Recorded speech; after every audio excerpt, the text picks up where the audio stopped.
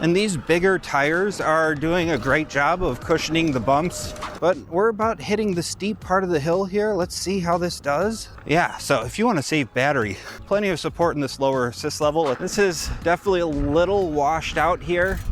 So we're hitting some spots of heavy gravel and some dirt, and I could definitely ride on this bike all day. The Chatham Rev Plus 2 from Retrospec is what you get when you take the classic stylings of a beach cruiser and merge it with a customized electronic system from Ananda. So it has laid-back comfort features you'd expect from a cruiser-style bike, like generously swept-back handlebars, an adjustable quill stem, an easy-to-step-through frame and pedal-forward design. It also has those wide balloon tires with a tread that runs smooth on pavement, but gives you extra traction on loose terrain. So in this review, I'll walk around the bike with you to give you an up-close look at all the components. Then we'll take it to the road and up our test hill and on some gravel paths to see how it performs. And then we'll wrap things up with the pros and cons and my overall thoughts. But before all that, let's take a closer look.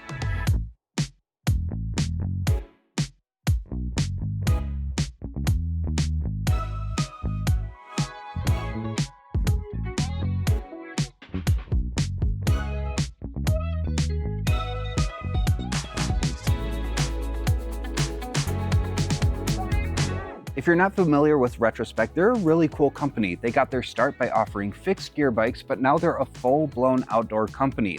So it's worth perusing their website to see what they have to offer. Now we have a few reviews on some of their lineup, and I've personally reviewed a couple models, the Boca Rev, their Delta-style electric trike, as well as the Beaumont Rev 3, their $1,000 cruiser electric bike.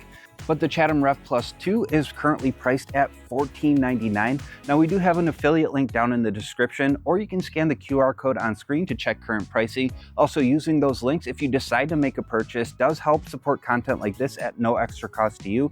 Thank you so much for your support. Now the Chatham Rev Plus 2 is offered in a step-over frame, but we have clearly the step-through frame here. It's offered in 4 different color options. This is matcha, but you can also get it in eggshell, mauve, and matte black. Now this has a recommended weight limit of 350 pounds. Now I didn't see the actual weight of this bike on their website. I might have missed it, but let's go ahead and throw it on our scale to see where it weighs in. Looks like with the battery and accessories, we're coming in right around 62.5 pounds. Now to get the battery's weight, I'm gonna hang it from the scale using our roll top style waterproof and fire resistant battery bag. We sell this and other high quality accessories at shop.ebikeescape.com, and your purchase is another great way to support our content. Thank you for your support. Looks like it's a perfect fit. Also, when you roll it up, the clip makes a good grab handle. So it looks like you can shed about 6.5 pounds by removing the battery from the bike. We're looking at a standover height of about 24 inches, so not too bad to step over. And this is designed for riders from 5'2" up to 6'1". Now I'm a 6'1" rider with a 33-inch inseam, and I have the seat post in its minimum insertion point. I am able to get full leg extension, and I also had my wife Chesney hop on this bike, and she's 5'4" and was able to get a comfortable fit. Let's take an up-close look at the components. These are Tektro Aries mechanical disc brakes with 180mm rotors. This is a bolt-on front wheel, and apparently Retrospec has patented an easy-to-remove rear tire should you get a flat. These balloon tires are 26 by 3 inches wide, brown sidewall. And then you have that tread that should be good on pavement and loose terrain. It has a rigid steel fork, paint matched full coverage fenders on the front, full coverage in the rear, integrated lighting that runs off the main battery. There's the front headlight and a taillight integrated into the rear fender. It is brake actuated. Mounting points up front for an optional front basket or rack. An adjustable quill stem so you can adjust the handlebar height, and then these generously swept back handlebars, Tektro brake levers with motor cutoffs, and an integrated bell on the left side. Lock-on grips, they're quite comfy. It has a 7-speed Sys Index thumb shifter from Shimano, a left side thumb throttle, and a 5-button controller with your light controls up top, a walk button underneath, pedal assist up and down, and your power button in the middle. Then we have the center mounted display. It is color, Retrospec logo on startup. Up at the top you have your battery readout with percentage. Front and center you have speed. At the bottom you have your different riding modes. You can turn pedal assist off or ride in eco, tour, sport, or turbo. And then above the riding mode, you have different information you can cycle through, and you can customize this a bit in the settings, which we'll get to in a moment. So right now we have odometer, trip distance, trip time, average speed, max speed, motor power, range, pedal cadence, and then you're back to odometer. To turn the lights on, you hold on the button on the top of the controller. I have noticed once you get the lights on, you can tap to cycle back and forth for a bit here. And then at the bottom of the controller, you have your walk button. Hold that to activate walk mode. And then to get into the settings, you hold your pedal assist up and down buttons or the plus and minus buttons for a couple seconds. Your first option is to reset your trip information, but let's dive into the settings. You can change the screen brightness here from 20% up to 100% or auto. You can change the speed unit between kilometers per hour or miles per hour. You can change the timeout of the bike here. Now, available functions is where you're going to change the different information that the display will provide. Now, some of these options aren't actually going to work on this bike because it has a cadence sensor, not a torque sensor, but if there's something you want to add to the rotation or take out of the rotation, you can select or unselect that here. To go back a screen, you can find the back button at the bottom. You can reset your bike here, change the bike language, change the consumption unit from amp hours to watt hours. You can turn on and off the USB-A charging port here. Throttle mode is a setting you're going to want to know about. You can either have the max 20 mile per hour throttle speed available in each pedal assist level, or you can control the throttle speed by each pedal assist level. Then you can set a password here to lock out unwanted users. You can set up low battery alerts here, so you can select different percentages where you want to get an alert, and you have 3 different alarms you can set. Next, you can find your bike information here, so the motor, display, and battery info. And then at the bottom, you can exit the menu, or you can just hold on the power menu button and that will take you back home. For graphics, Retrospec's logo up front, Retrospec on the down tube on both sides, and every day is Sunday on the seat stay. Let's take a look at this frame integrated battery. To remove, insert your key here, turn it to the right to release it halfway. Then you have the release right here, push up with your thumb. Make sure you have a good grip on the battery. This is a 48 volt, 10.4 amp hour battery. It uses LG cells, and SGS has tested this battery to UL2271 standards, as well as the bike being certified to UL2849 standards. You can get a quick look at the battery's charge via these LED lights here. Just press the button. And the charging port is on the side here. You can also lift this rubber cover to charge the battery on the bike. And the battery is paired with a 2 amp charger, so you can expect charging times from empty to be about 5 to 6 hours. Then to install the battery, find the terminals, line it up with the bottom of the cavity, and then pinch to snap it shut. You do not need to ride with the keys in the bike. And then also in the box, they send you with a ton of literature, some more generic, like an electric bike owner's manual and a battery safety manual. But then they have full documentation on the Ananda display, and then the Chatham Rev Plus 2 user manual. This is where you'll find your assembly instructions. And the bike arrives about 85% assembled, which is pretty standard for a lot of direct-to-consumer companies. None of the steps are too challenging. They send you with this nice multi-tool to get you most of the way there. It has flat plastic pedals with grip tape in the middle, reflectors on the side, brushed silver accents all over the bike, including the rear kickstand with a wide foot and the seat tube. This is the Royal Gel saddle from Selle Royal. Here's that 48 volt, 500 watt rear hub motor. That is engaged with a cadence sensor. This is a Shimano tourney derailleur paired with a Shimano Mega Range cassette. 14 to 34 teeth. There's a paint matched alloy chain guard, leads up to the 42 tooth chainring. That's it for all the components. Let's take it to the road to see how it performs. All right, we're gonna start off with a throttle-only acceleration test to the max 20 miles per hour, but let's get right to it. 3, 2, 1, throttle only. Nice, gentle takeoff. And then once we hit 10 miles per hour, I feel the motor kick in a bit more. There's 18, 19, 20 on the GPS, 20 on the display. And we'll see. It is able to hold right around 20 miles per hour, no problem.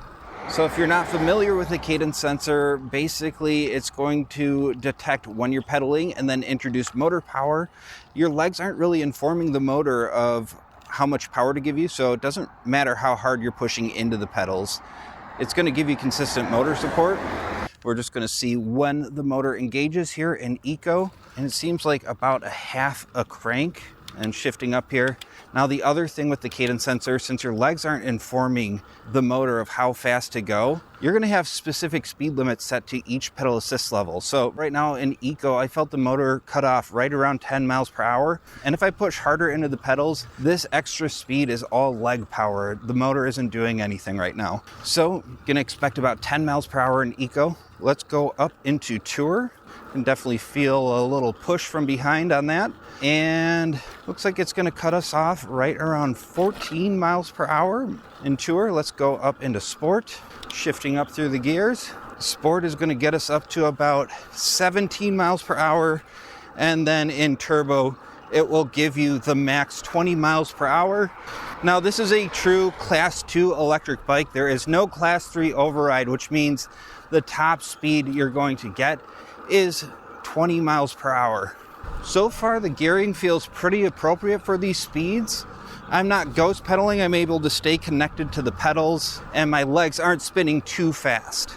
And now we're going to slow down here and we're just going to see what the acceleration is like if you start from a stop in Turbo. So here we go from a stop. Let's see how fast we get to 20 miles per hour. There's that half pedal turn. Felt the motor kick in. Shifting up pretty fast here. There's 10 miles per hour. 15, 17, 18, 19, we're at 20 miles per hour, able to easily carry us at 20 miles per hour. Now we're gonna head over to do our hill climb test here, but while we're making our way over, let's talk about ride feel a little bit. My hands are just resting on these handlebars. So I have a really comfortable upright riding posture. I live in Wisconsin. We have tons of potholes and our roads are just terrible up here in central Wisconsin. This is doing a good job of keeping me pretty comfortable. A big factor in that comfort is this Selle Royal saddle. It's a gel saddle, nice and wide, and I could definitely ride on this bike all day. Now, I will say that riding at the top speed, I am able to stay connected with the pedals, but this being a cruiser bike, I've been liking staying in about Tour. It just feels the most connected as far as the pedaling experience goes. I'm also really liking these grips a lot. So these are like a non-slip grip. They kind of have this pattern on here that's really soft to hold onto. But here we are coming up on our hill climb test. Now, from the start of our ride, we're about maybe 3 miles into our ride, 3.5 miles into our ride. I've gone from 99% battery down to 85% battery. That's with using a lot of the higher pedal assist levels. Now we're coming up on our hill climb test. We're gonna start with a throttle-only hill climb test to the top. Now don't let the GoPro footage fool you. This hill is a lot bigger than it ends up looking on the GoPro footage. So we can put up a graphic so you can see how big this hill actually is. But we're about hitting the steep part of the hill here. Let's see how this does. There's 10 miles per hour, 9 miles per hour, still dropping slowly. Will we drop below 8? Oh, looks like we're actually starting to pick up speed here. So 8, 9 miles per hour out of a 500 watt motor is typically pretty good for this hill. And I know that I'm probably pulling peak power here, and I don't really hear that hub motor at all. So really liking the Ananda system. It's got a nice predictable introduction of power and it's not a noisy motor at all. See, and I'm going through here, I'm seeing what the max power I'm pulling right now. It looks like I'm pulling about 571 watts. Holding at 9 now, 8. I am seeing this battery readout drop. We're down to about 77% now. And now the hill is rounding out. Usually what I like to do is pick up speed till we hit the top speed of 20 miles per hour, and then I'm gonna pull on the brakes. And yeah, I think plenty of stopping power. You're gonna be pulling into the brake levers a bit more than you would with hydraulic disc brakes, but these are pretty good. Now I'm pulling on both brakes. What I noticed is if I just pull on, let's say, the rear brake, I'm not locking out the tire. I'm coming to a pretty slow stop. So I am using both brakes in order to stop this heavy cruiser style bike. But I do like that these brake levers has this built-in bell. And we're gonna use pedal assist on our way up the hill. Usually what I like to do is pedal in a low gear, see how the first level of assist feels. I'll shift up through the gears if I can here, but if my legs start to burn, I'll just ask for a little bit more help from the motor and go into the next assist level. But in Eco first gear, just barely pushing into the pedals, holding at about 7 miles per hour. Now we're getting to the steep part of the hill. If you want to save battery and you don't mind going up the hill slow, I'm getting a lot of assistance in Eco actually. My legs aren't burning, I'm just barely pushing into the pedals. And of course, if you give a little bit more leg power, you're helping that motor out. But this is the Cadence sensor, so you're not going to get extra motor power. Let me shift up here. Okay, I'd say second gear, my legs are starting to burn, so let's go into Tour. I felt that gentle push from behind, jumping up into Tour. It's catching up to that second gear feel, but easily holding at 8 miles per hour in Tour in second gear, pulling about 350 watts from the motor, shifting up into third. Yeah, so if you want to save battery, plenty of support in this lower assist level. Let's go up to Sport though. There's 9, 10 miles per hour. Let's go into turbo before the hill starts to round out. And with leg support, definitely performing better than the throttle only test. But overall, this thing is actually pretty impressive on hills. Pulling 674 watts, hills rounding out, no problem making it to the top. All right, so here we go. Here's a gravel path. This is definitely a little washed out here. So we're hitting some spots of heavy gravel and some dirt. And so yeah, these wide tires, they sound quiet, but they're giving me that extra grip that you'd want if you're gonna be taking this on light gravel paths. All right, let's do a quick battery check. So we're at 59%, 6 miles of riding. That's with a big hill climb test, lots of throttle use and high pedal assist riding. So you can definitely extend that range a bit if you're using lower pedal assist levels. There really aren't a ton of true beach cruiser e-bikes to choose from sub $2,000. Retrospec is filling this gap with the Chatham Rev Plus 2, and overall I think they did a good job of blending modern convenience with classic style. Between the step-through and step-over frames, there are 6 color options to choose from, and the included alloy fenders and chain guard are paint matched to tie everything together. The battery is nicely integrated into the down tube, and it delivers a truly relaxed and comfortable ride.